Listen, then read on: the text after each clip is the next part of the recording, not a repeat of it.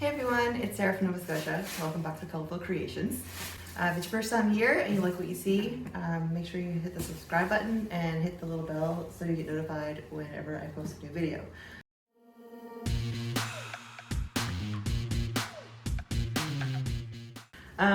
So today I'm going to do a shelf. It's a gift for a 12-year-old boy.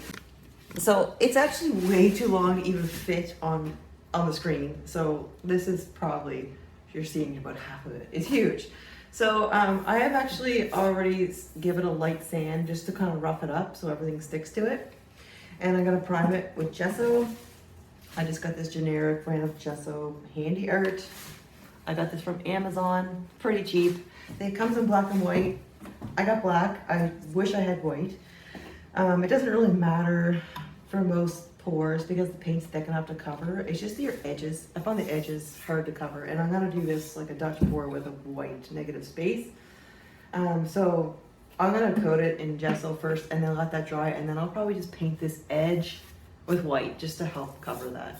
So like I said, I sanded it and I gave it a wipe down with baby wipes, and it's dry. So I'm just gonna go ahead and put some primer on this.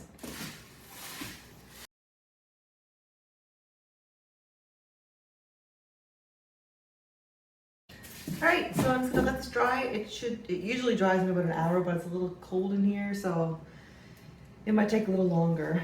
And then I'll be back and we'll start something awesome on there. Okay, I'm back. I'm ready to do the pour. I'm just gonna quickly paint the edge. It's just plain titanium white. There's nothing added to it. So these are mixed how I always mix them. They're just slightly ruddier, I guess. Just a tiny bit. What is that? It's like a huge chunk of something.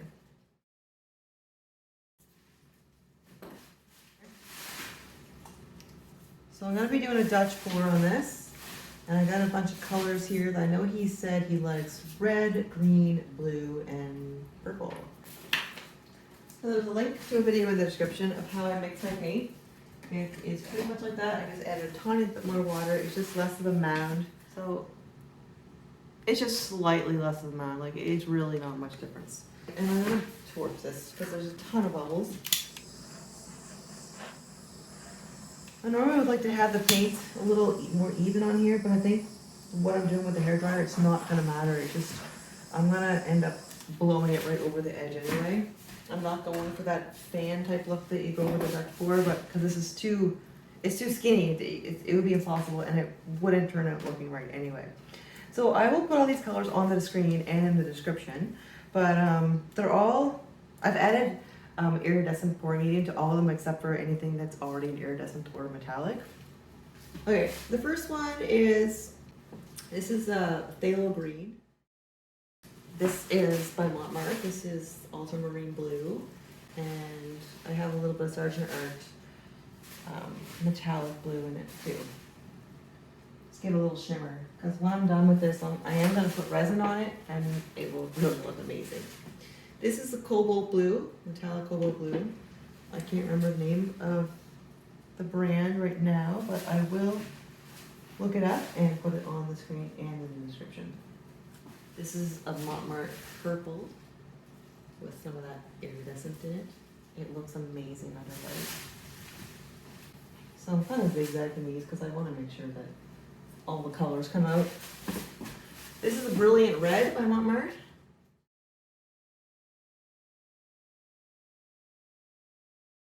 This is a tiny little bit left I have of a folk art color shift. This is, I think it's called Purple Flash. This is another color shift. I think this one's actually called Blue Flash. This is a heavier iridescent green yellow. And I have a little bit of heavier iridescent blue green.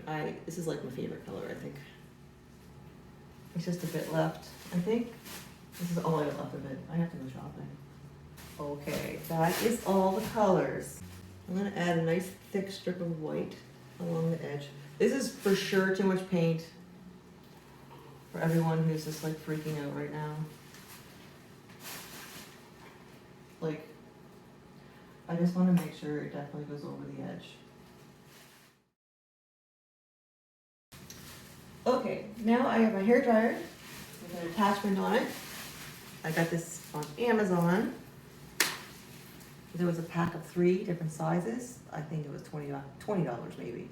This is my favorite size. It's nice. It gives a nice effect. And I also have an airbrush here. I never use paint in it. It's just for the air. It just makes it easier to blow if I want some. So I'm thinking that I'm gonna go on angles and keep going back and forth with a zigzag.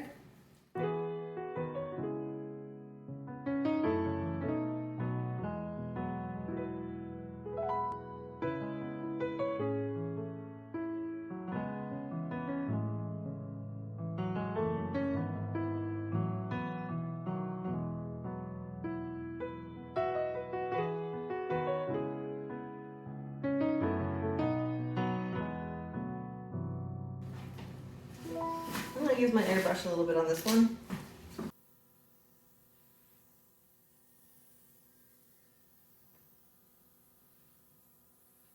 I'm gonna try blowing out here a little bit with the airdryer because I think that it looks like it's really thick there, and I think there's like a color under it.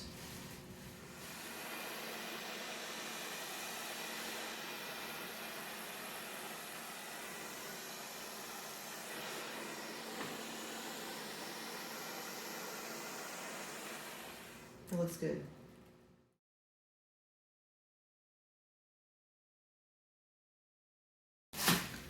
I'm just adding a little bit of white where it's there. It might be hard to tell from where the camera's sitting, but I know it looks white, but there's actually no paint.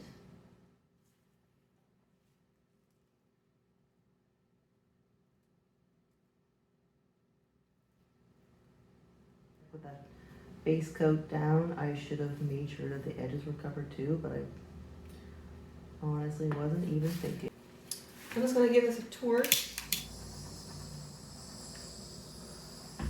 There's a lot of paint right there. I'm just gonna blow that spot right off.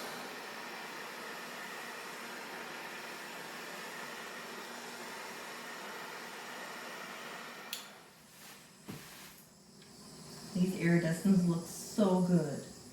Okay, now I'm just gonna take well, this is a paint knife, but you can use a popsicle stick or your finger if you want, and just scrape along underneath, get rid of some of that extra paint that's kind of just dripping there.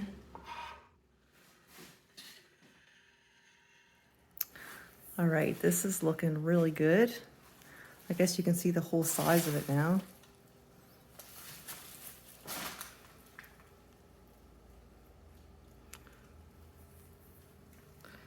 So I don't know if you can tell, but it's really shimmering, really amazing. Once this is dry with resin, it's gonna bring it to life. So all the colors are showing. I think I'm seeing the green, blue, purple, red, the green, yellow. I think they're all showing up. This is looking awesome. Hope he likes it. He always says how he liked red, so I'm glad that the red's showing so well.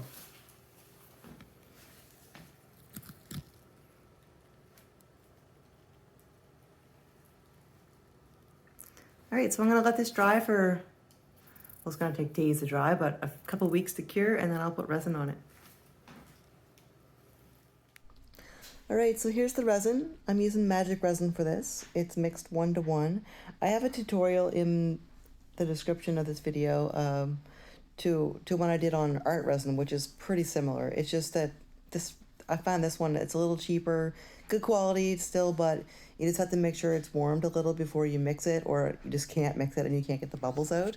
So it's pretty decent. Mixed 1-to-1, like I said. You spread it on there evenly. It's self-leveling, so it will sort itself out. You just got to make sure it's all covered and no holes left. So just go over it a few times to make sure it's good. And I have here actually tape around the edges, and I just have a little bit left, like a lip left up, so it's almost like a dam. And then I just spread it out to the edges really well, and then I left that tape there for like half an hour till it just started to harden a little, and then I took it off and let it soften down over the sides, and you'll see that in in the second in the video. So after it's spread on there, take a torch or heat gun or some type of a heat source and go over the whole thing a few times and make sure you get all the bubbles out, because they'll look terrible in there. So with resin, you need to make sure it's in a place that's not gonna like have a lot of traffic running through it, so you don't have dust falling in it, and make sure the room is at least 20 degrees Celsius, and then just leave it sit for 24 hours. It'll harden, and then it cures in about 72. All right, so here's what I was saying. So just let it sit for 30-45 minutes, and then just rip the tape off very carefully, and that resin will start to soften down over that corner. And then you can just take your finger, like a gloved finger, and just run along the edge to smooth it out. And depending on the thickness, like this was thick, so I had to add a little more to cover that whole edge. And then I also had taped underneath of it before I started too. And then once it's all dry, turn it over, and I just find if I take a heat gun or some type of a heat source, anything, and heat that a little bit, it'll peel off really easy, and then you get all those little bumps off. All right, so here it is finished. I will try to show you this like in use, but and outside would have been nice too, but it was storming and I couldn't find a nice day. So I'll show you the best I can. I'm not sure if my camera's gonna pick up all the iridescence here, but it is shimmering. It's beautiful. It's stunning. I love it. One of the nicest shells I've ever seen. So let me know what you think in the comments. If you have any suggestions or anything, I'd love to hear from you, and YouTube loves it too. I'll just let some music play here and you can have a look at the whole thing. Thanks so much for watching. I'll see you in the next video.